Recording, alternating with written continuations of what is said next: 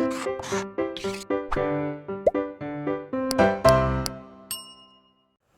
Students, welcome back to blueprint digital. आज की इस वीडियो में हम पारिस्थितिक तंत्र के घटकों को हम डिटेल में पढ़ेंगे।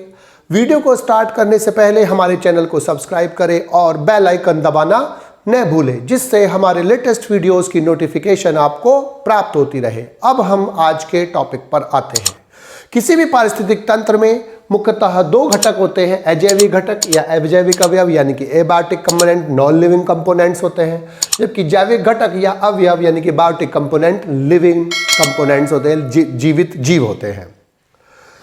जो अजैविक घटक है, सबसे पहले हम अजैविक घटक के बारे में पढ़ेंगे। ओडम के अनुसार किसी भी पारिस्थितिक तंत्र में तीन प्रकार के अजैविक घटक पाए जाते हैं। अकार्बनिक पदार्थ यानी कि इनऑर्गेनिक सब्सटेंसेज, कार्बनिक पदार्थ यानी कि ऑर्गेनिक सब्सटेंसेज और जलवायु यानी कि क्लाइमेट।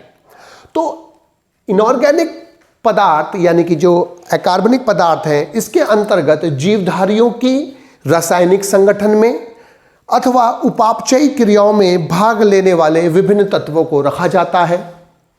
पादपों के संदर्भ में जो अकार्बनिक पदार्थ है, उसके अंतर्गत मैक्रोन्यूट्रिएंट्स यानी कि गुरु तत्वों और माइक्रोन्यूट्रिएंट्स यानी कि सूक्ष्म तत्वों के साथ साथ अन्य तत्वों को रखा जाता है।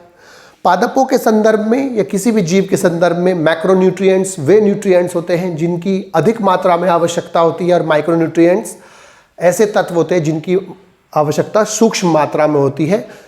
लेकिन दोनों ही प्रकार के पदार्थ बॉडी के लिए अत्यंत आवश्यक होते हैं। केवल मात्रा का अंतर होता है, जिसमें जो ज़्यादा मात्रा में यूज़ होते हैं वो मैक्रोन्यूट्रिएंट्स कहलाते हैं, जबकि जो कम मात्रा में यूज़ होते हैं वो माइक्रोन्यूट्रिएंट्स कहलाते हैं। जल में घुलनशील गैसें और वायुमंडलीय गैसें भी इसी श्रेणी में रखी जाती हैं। किसी निश्चित समय पर पारिस्थितिक तंत्र में पाए जाने वाले अकार्बनिक पदार्थों की मात्रा स्टैंडिंग क्वालिटी या स्टैंडिंग स्टेट कहलाती है। स्टैंडिंग स्टेट या स्टैंडिंग क्वालिटी यानी कि स्टैंडिंग स्टेट का मतलब क्या होता है? स्थायी अवस्था या स्थायी गुणता। स्थायी गुणता और स्थायी अवस्था। तो स्टैंडिंग स्टेट और स्टैंडिंग क्वालिटी यानी कि स्थायी अवस्था और स्थायी गुणता का मतलब क्या है? किसी भी निश्चित समय पर पारिस्थितिक तंत्र में पाए जाने वाले अकार्बनिक पदार्थों की मात्रा स्टैंडिंग स्टेट और स्टैंडिंग क्वालिटी कहलाती है। कार्बनिक पदार्थों में बेसिकली तीन चीजें होती हैं, लिटर और डिट्राइटस, फिर दूसरा ह्यूमस होता है और ह्यूमस और डफ हो सकता है। लिटर यानी कि जो करकट होता है, इसको हम क्या बोलते हैं? करकट बोलते हैं।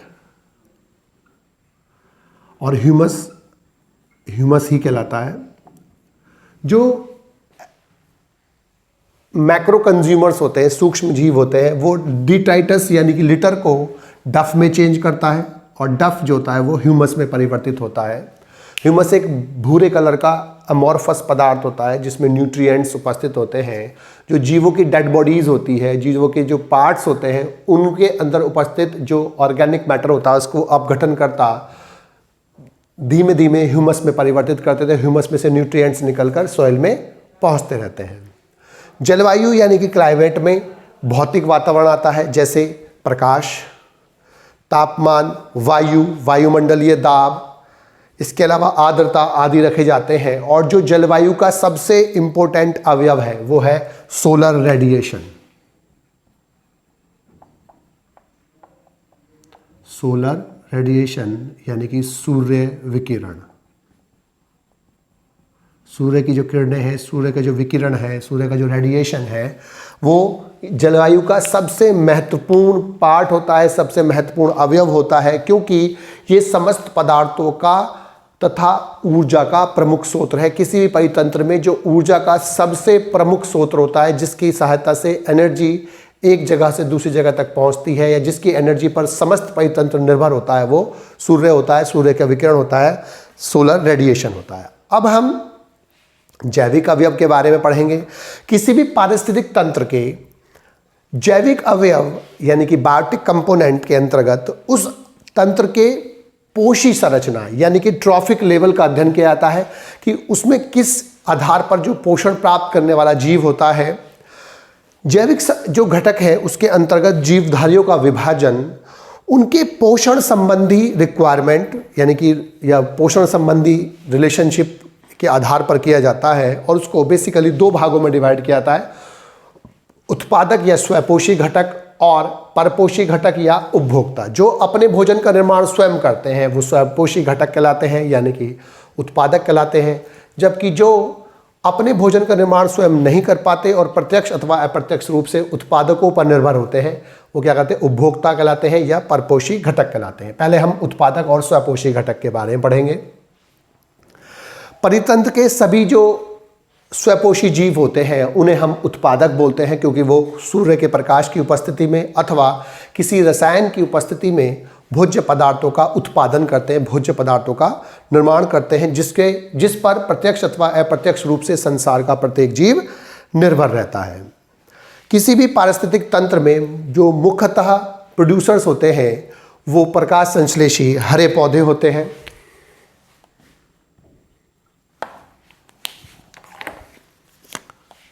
हरे पौधे होते हैं, ग्रीन प्लांट्स होते हैं, और यहाँ पर कुछ जीवाणु होते हैं जो रसायन संश्लेषी होते हैं, जैसे सल्फर जीवाणु, आयरन जीवाणु आदि, नाइट्रीफाइंग जीवाणु आदि। तो प्रकाश संश्लेषण द्वारा भोज्य पदार्थ बनाने वाले जो प्रमुख उत्पादक होते हैं वो हरे पादप होते हैं। अब जो ये हरे पादप हैं ये ट्रांसड्यूसर और कन्वर्टर्स कहलाते हैं। इन्हें हम क्या बोलते हैं, ट्रांसड्यूसर और कन्वर्टर्स। क्यों बोलते हैं कन्वर्टर्स? जो प्रकाश संश्लेषण की अब रिसेंट डेफिनेशन है उसके अनुसार कि प्रकाश संश्लेषण यानी कि फोटोसिंथेसिस वह प्रक्रिया है जिसमें सोलर रेडिएशन यस जो सोलर एनर्जी है उसका बायोकेमिकल और पोटेंशियल एनर्जी में कन्वर्जन बदलना क्या कहलाता है, फोटोसिंथेसिस कहलाता है। यानी कि सूर्य के विकिरण का बायोकेमिकल मतलब जैव रसायन अथवा पोटेंशियल मतलब विभव अथवा जैव रसायन ऊर्जा में परिवर्तन कि वह प्रक्रिया जिसमें सूर्य की रेडिएशन की ऊर्जा बायोकेमिकल और पोटेंशियल एनर्जी यानी कि जैव रसायन ऊर्जा अथवा विभव ऊर्जा में परिवर्तित होती है, वो क्या कहलाता है, अब प्रकाश संश्लेषण कहलाता है। इसलिए अब इनको कन्वर्टर्स और ट्रांसड्यूसर्स बोलते हैं, क्योंकि ये सोलर रेडिएशन की जो एनर्जी होती है या सोलर एनर्जी जो होती है, जो एक प्रकार की एनर्जी है उसको दूसरी प्रकार की एनर्जी में परिवर्तित करते हैं, कन्वर्ट करते हैं, इसलिए इनको कन्वर्टर्स और ट्रांसड्यूसर्स कहते हैं। उत्पादों के अन्य एग्जाम्पल जो होते हैं वो कीमोसिंथेटिक जैसे कुछ जीवाणु जैसे iron bacteria, sulphur bacteria, nitrifying bacteria हो सकते हैं। परितंत्र में जो ऊर्जा का उत्पादन होता है, ऊर्जा का जो सबसे प्रमुख स्रोत होता है वो सूर्य होता है, और जो परितंत्र होती है उसमें ऊर्जा का जो प्रवेश होता है वो उत्पादकों से होता है। यानी कि जो ऊर्जा आती है वो सबसे पहले जो ऊर्जा होती है वो सन से किस में आती है, उत्पादकों में आती है, उत्पादकों से प्राथमिक उपभोक्ता में आती है,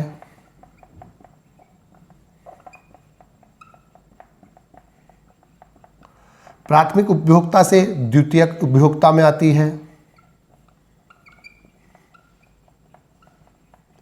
और यहां से फिर वो टॉप यानी कि उच्च कंज्यूमर्स में यानी कि उच्च उपभोक्ता में आती है, में पहुंचती है। तो सूर्य अल्टीमेट सोर्स होता है एनर्जी का, और परितंत्र में जो ऊर्जा होती है, यहाँ से यहाँ तक जो परितंत्र होता है, और इन हर स्टेप्स पर जो एनर्जी होती है वो डीकंपोजर यानी कि अपघटन करता,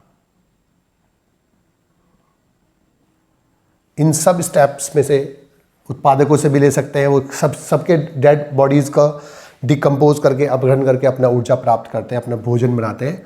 तो ये जो परितंत्र है यानी कि जो यहाँ पर इकोसिस्टम है, इस इकोसिस्टम में जो एनर्जी एंटर करती है वो किससे करती है? उत्पादकों से करती है।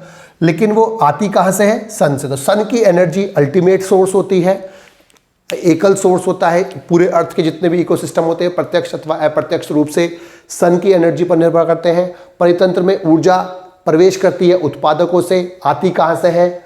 वो सन से। और पृथ्वी पर समस्त जीव सूर्य के इस एनर्जी पर ही निर्भर होता है, चाहे वो डायरेक्टली निर्भर होता है चाहे वो इनडायरेक्टली निर्भर होता है। उत्पादक डायरेक्टली इस पर निर्भर होते हैं और ये सब इस पर इनडायरेक्टली निर्भर होते हैं। और जलीय परितंत्र में यानी कि जो एक्वेटिक इकोसिस्टम है उनमें जो फाइटोप्लैंक्टॉन्स होते हैं यानी कि पादप प्लवक, फाइटोप्लैंक्टन्स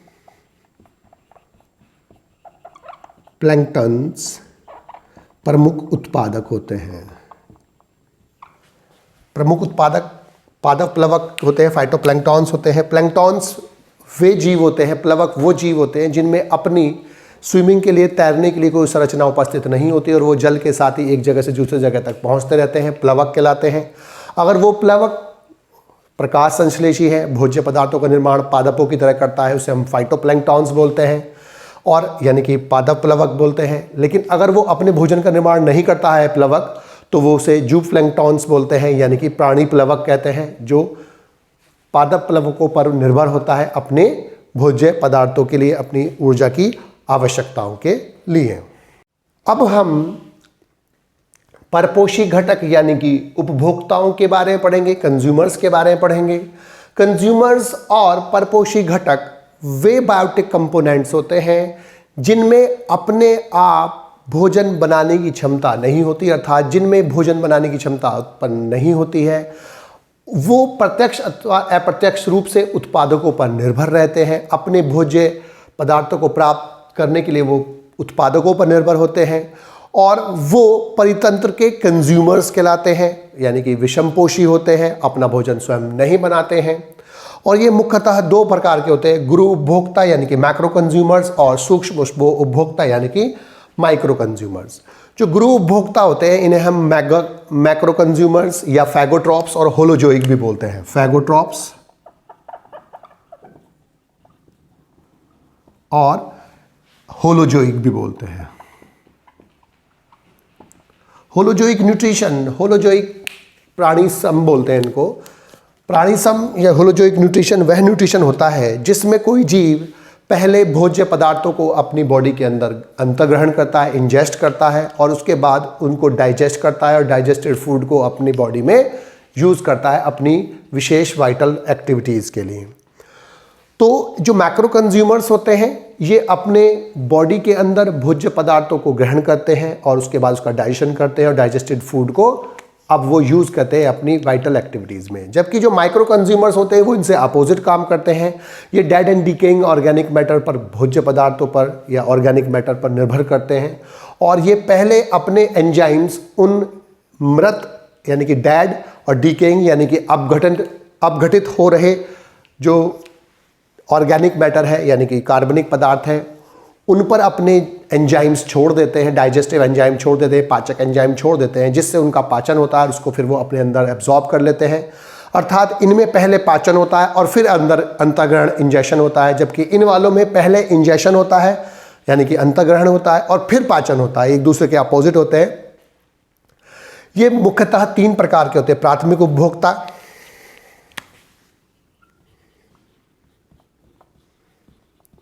द्वितीयक उपभोक्ता और उच्च उपभोक्ता।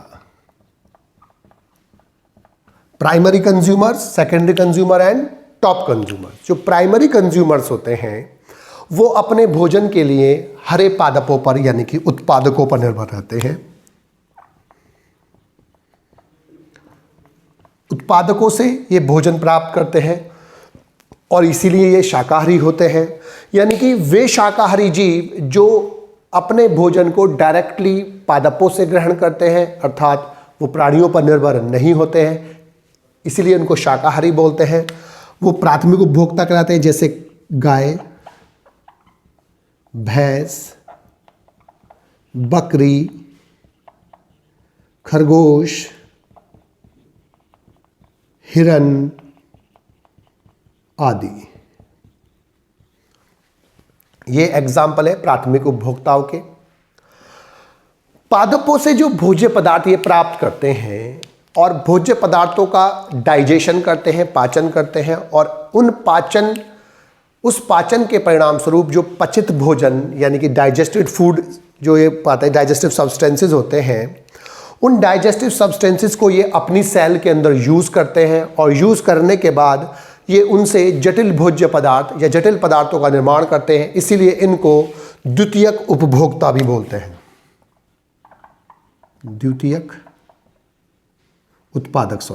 उत्पादक भी बोलते हैं, क्योंकि ये इनसे भोज्य पदार्थ लेते हैं, उनका पाचन करते हैं और उस पाचन के परिणाम स्वरूप जो भोज्य पदार्थ बनते हैं उनको यूज़ करते हुए जटिल पदार्थों का निर्माण करते हैं। इसलिए इनको द्वितीयक उत्पादक भी बोलते हैं।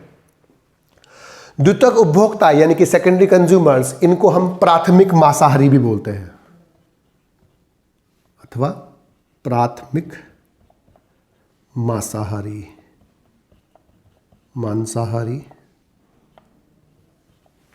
भी बोलते हैं।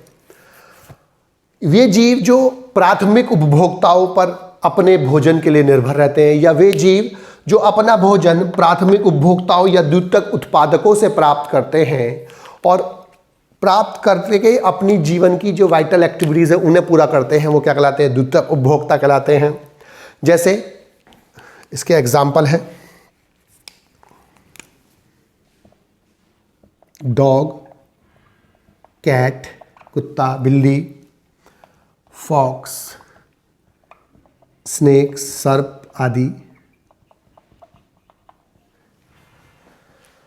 अब जो ये वे मांसाहारी जीव जो किसी अन्य जीव को मारकर अपने भोजन के रूप में यूज करते हैं, उन्हें हम बोलते हैं प्रीडेटर्स यानी कि शिकारी। लेकिन वे जीव जो मांस खाते हैं, फ्लैश खाते हैं अन्य जीव का, लेकिन उन्हें मारते नहीं हैं, और जो मारते नहीं हैं और जो मृत जंतुओं पर निर्भर रहते हैं, मृत जंतुओं का जो मीट होता है उसे खाते हैं, उन्हें हम अपमार्जक बोलते हैं यानी कि स्कैवेंजर्स कहते हैं।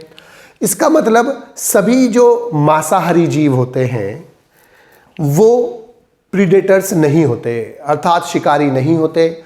इसका मतलब सभी जो प्रीडेटर्स शिकारी हैं वो मांसाहारी होते हैं, कार्निवोर्स होते हैं, लेकिन सभी कार्निवोर्स प्रीडेटर्स नहीं होते। कुछ कार्निवोर्स प्रीडेटर्स होते हैं और कुछ कार्निवोर्स जो होते हैं वो अपमार्जक होते हैं यानी कि स्कैवेंजर्स होते हैं। स्कैवेंजर्स के एग्जाम्पल हैं वल्चर्स हैं, हाइना हैं और क्रो एट्सेट्रा। तीसरे जो बचे उच्च उपभोक्ता यानी कि टॉप कंज्यूमर्स, वे प्राणी जो प्रकृति में अन्य मांसाहारी जंतुओं को या शाकाहारी जंतुओं को मारकर खा सकते हैं और प्रकृति में समानतः उन्हें कोई और जंतु नहीं मार पाता है, वो क्या कहलाते हैं? उच्च यानी कि टॉप कंज्यूमर्स कहलाते हैं, उच्च उपभोक्ता कहलाते हैं। यानी कि वे जीव जो प्राथमिक और द्वितीयक उपभोक्ता को मारकर उनसे अपना भोजन प्राप्त कर सकते हैं और प्रकृति में समानतः उन्हें कोई और जंतु मारकर नहीं खा पाता, उन्हें हम क्या बोलते हैं? उच्च उपभोक्ता बोलते हैं। इसके एग्जाम्पल हैं मनुष्य, शेर, चीता समानतः, इसके अलावा बाज, इसके बाद मोर आदि जीव ऐसे होते हैं जो प्रकृति में प्राथमिक और द्वितीयक उपभोक्ता को मारकर अपना भोजन ग्रहण कर लेते हैं, लेकिन सामान्यतः इन्हें कोई और नहीं मार पाता, इन्हें इसलिए टॉप कंज्यूमर्स बोलते हैं। कभी कभी जो जटिल फूड चेन होती हैं, खाद्य श्रृंखलाएं होती हैं, उनमें प्राथमिक उपभोक्ता के बाद द्वितीयक उपभोक्ता, द्वितीयक उपभोक्ता के बाद तृतीयक उपभोक्ता और तृतीयक उपभोक्ता के बाद टॉप कंज्यूमर्स आते हैं। जैसे अगर हम ग्रासलैंड इकोसिस्टम में देखें, घास के परितंत्र में देखें, तो वहाँ पर घास जो होती है वो उत्पादक होती है। सन से एनर्जी को घास लेते हैं, घास को खाते हैं ग्रास होपर और अन्य कीट। ग्रास होपर को फ्रॉग यानी कि मेंढक खाते हैं और उस जैसे जीव। फ्रॉग को स्नेक, सर्प, और स्नेक को मोर या कोई अन्य पक्षी, मोर और कोई भी पक्षी हो सकता है। तो यहाँ पर ये उत्पादक हो गया, ये प्राथमिक उपभोक्ता हो गया, ये द्वितीयक उपभोक्ता हो गया, ये तृतीयक उपभोक्ता हो गया और ये उच्च यानी कि टॉप उपभोक्ता हो गया। सामान्यतः प्राथमिक, द्वितीयक और तृतीयक होता है, लेकिन कभी कभी प्राथमिक, द्वितीयक और तृतीयक के बाद टॉप कंज्यूमर्स आ सकता है। सूक्ष्म उपभोक्ता जिन्हें हम माइक्रो कंज्यूमर्स या अपघटक यानी कि डिकम्पोजर्स और सैप्रोब्स यानी कि मतोजीवी, ऑस्मोट्रॉप्स, रिड्यूसर्स और ट्रांसफॉर्मर्स बोलते हैं। ये जीव वे जीव होते हैं जो उत्पादकों और जो उत्पादक हैं और उपभोक्ता हैं उनकी डेड बॉडीज यानी कि मृत शरीर का अपघटन करके भोज्य पदार्थ प्राप्त करते हैं, भोजन प्राप्त करते हैं, और इसीलिए इनको अपघटनकर्ता कहते हैं, क्योंकि ये उनकी बॉडी का, डेड बॉडीज़ का अपघटन करते हैं, डिकम्पोजिशन करते हैं। और ये सामान्यतः सूक्ष्म जीव होते हैं, और जो सबसे बेस्ट एग्जाम्पल है इनके वो है जीवाणु एंड कवक यानी कि बैक्टीरिया एंड फंजाई।